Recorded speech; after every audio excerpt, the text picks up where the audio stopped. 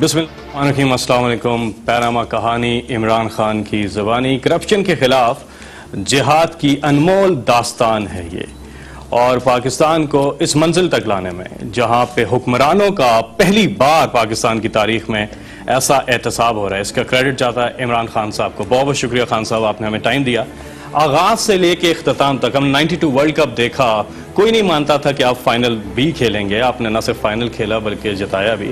Panama को भी आप फाइनल राउंड में ले आए हैं और उस वक्त ख्वाजा आसिफ हुकूमती वजीर हैं, वो कहते थे कि ये किस्सा पारीना बन जाएगा मियाँ साहब, लोग भूल जाएंगे।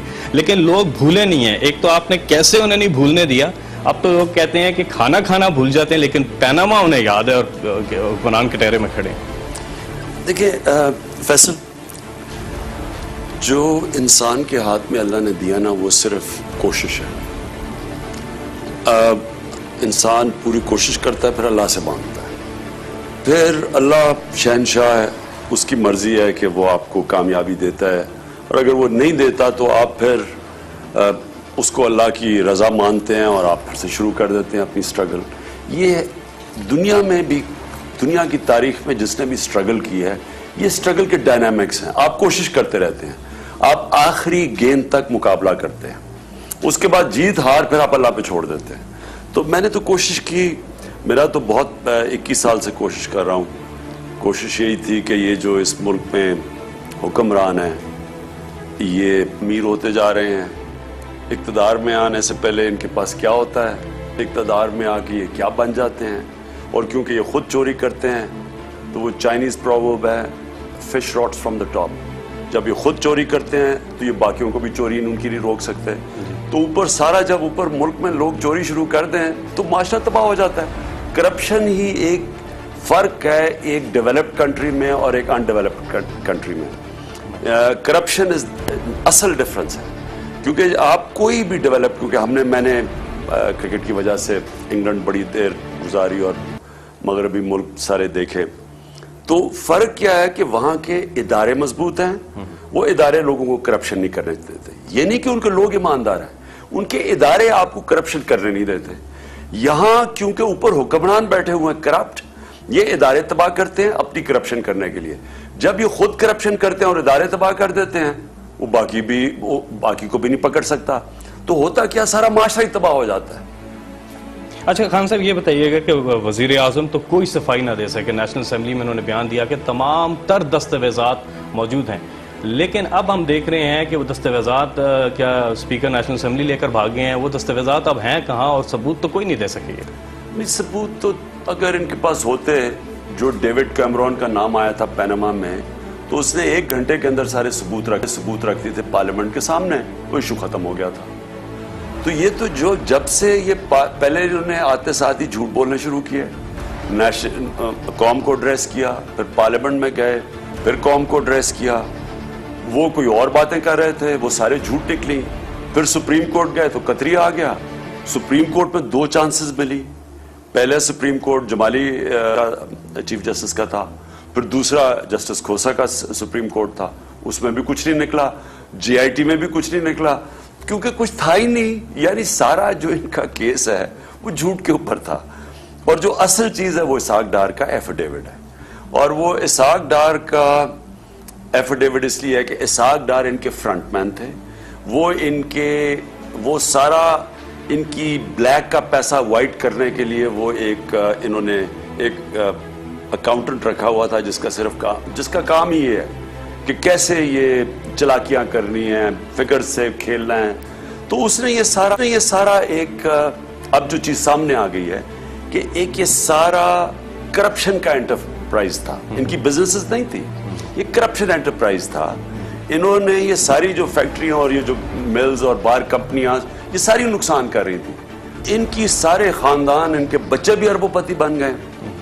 नवाज शरीफ बार बार कहते हैं कि जी हमने बड़ा नुकसान किया, हमें बड़ा हमें विक्टिमाइज किया गया। कभी भुट्टो से दास्तान शुरू करते हैं। मियाँ शरीफ के 6 भाई थे। मियाँ शरीफ ये सारे पार्टनर्स थे, इक्वल पार्टनर्स थे इत्तेफाक में। वो 6 भाइयों के पास कितना पैसा मिला के और ये शरीफ खान, ये शहबाज शरीफ और नवाज शरीफ के खानदान के पास कितना पैसा है? कहते हैं अल्लाह की खास इन पे नहीं, ये तो कहते हैं ना कि हमें हर वक्त हमारा पैसा चला गया, भुट्टो ने ये किया, फिर हमें ये हुआ, खानदान का। नहीं, तो ये अगर खानदान इकट्ठा था तो आज ये एक्सप्लेन करें कि ये नवाज शरीफ और शहबाज शरीफ और इनके बच्चे, इनका एक एक बच्चे के पास इतना पैसा है कि सारे बाकी मियां शरीफ के भाइयों को खरीद सकते हैं, तो वो कैसे पीछे रह गए? और ये इतने जुल्मों के बाद आसमानों पे चले गए हैं कि बच्चे भी इनके अरबोपति, इसाक डार भी अरबोपति, उसके बच्चे भी अरबोपति। अच्छा, लग ये रहा है, ये खुशी की बात भी है हम जैसे नौजवानों के लिए भी, और जितने भी लोग आपको देख रहे हैं कि हमने तो ऐसा एहतसाब पाकिस्तान में होता देखा नहीं है। वेस्टर्न डेमोक्रेसीज में हम देखते हैं, लेकिन यहाँ पे पहली बार हो रहा है, उसका क्रेडिट आपको जाता है। ये बताइए कितना मुश्किल टास्क था जब पैनामा आया और उसके बाद आप सड़कों पर आए लोगों को लेकर के, और आपने भरपूर जलसे किए, ज़बरदस्त कैंपेन चलाई। कितना मुश्किल टास्क था? आप उस वक्त क्या सोच रहे थे कि क्या वाकई में इस मंजिल तक पहुंचेंगे जहां आज पाकिस्तान खड़ा है? देखें, अगर तो ये सियासत होती ना तो ये तो बड़ा आसान था, कोई मुश्किल काम नहीं था। मसलन आइसलैंड का प्राइम मिनिस्टर भी था, उसका नाम पैनामा में आया और वो हफ्ते के 10 दिन में इस्तीफा दे गया, क्योंकि वहां डेमोक्रेसी है, जमहूरियत है, वो सियासत जिसे कह सकते हैं। यहाँ और कितने और आप दुनिया में देखें जिन जिन के नाम आए पैनामा में, उनके मुल्कों में क्या रिएक्शन आया। अब यहाँ है माफिया, जिसका बड़ा सही नाम रखा गॉडफादर। गॉडफादर का मतलब ये कि ऊपर माफिया बैठा है, नीचे माफियाज मर्जी कर लें, आप इनको इंसाफ के कटारे में नहीं खड़ा कर सकते। तो इससे पहले मुझे एक्सपीरियंस हुआ था वो धानली के ऊपर जो जुडिशल कमीशन बनी जी, मुझे उधर ही नजर आ गया था कि इन्होंने वो इलेक्शन कमीशन बिल्कुल इनके कंट्रोल में थी। वो इनके लिए डॉक्यूमेंट्स निकाल रही थी, जिस तरह आप इसाक डार फौज डॉक्यूमेंट्स निकाल रहा है, वो इलेक्शन कमीशन इनके कंट्रोल में थी, आजाद तो थी नहीं। अगर जमहूरियत होती है, इलेक्शन कमीशन ने सीधी तरह जाके जवाब देने थे। ये कंट्रोल में थी, जो चाहते थे, जिस तरह के पेपर्स, तो इलेक्शन कमीशन भी इनके कंट्रोल में, फिर ये हर जगह पैसा खिला देते हैं।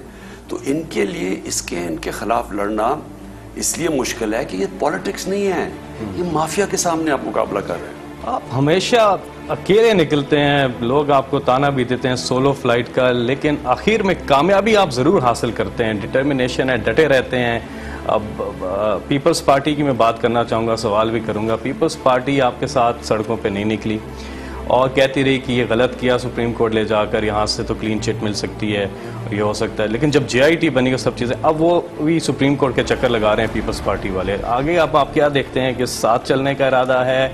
आगे क्या देखते हैं? देखिए, पीपल्स पार्टी अगर अब आ रही है सुप्रीम कोर्ट में तो अच्छी चीज़ है, क्योंकि ये एक नेशनल कंसेंसस होना चाहिए।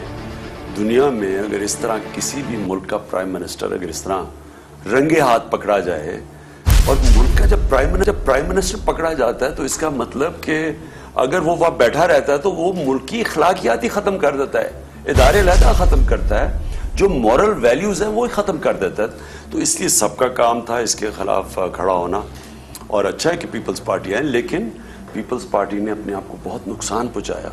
जब धांधली के खिलाफ हम कोशिश कर रहे थे कि तहकीकात हो, 22 पार्टीज कह रही हैं, पीपल्स पार्टी कह रही है कि आरूज का इलेक्शन है, धांधली हुई है, तो हम यही कह रहे थे ना कि तहकीकात हो।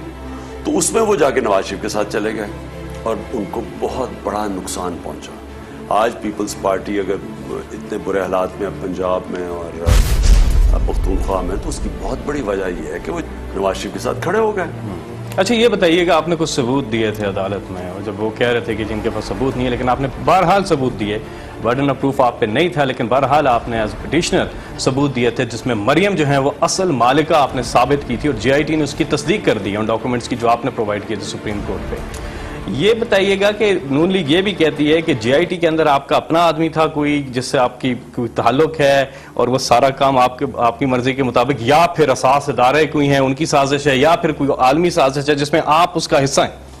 देखिए, पहले तो अगर ये साजिश है तो इनको पकड़ना चाहिए जो पैनामा में इनका इंकशाफ हुआ है। दुनिया में हजारों लोगों के नाम आए हैं पैनामा में, जो पैनामा लीक्स जिसे कहते हैं, तो क्यों नहीं इन्होंने एक्शन लिया उसके ऊपर?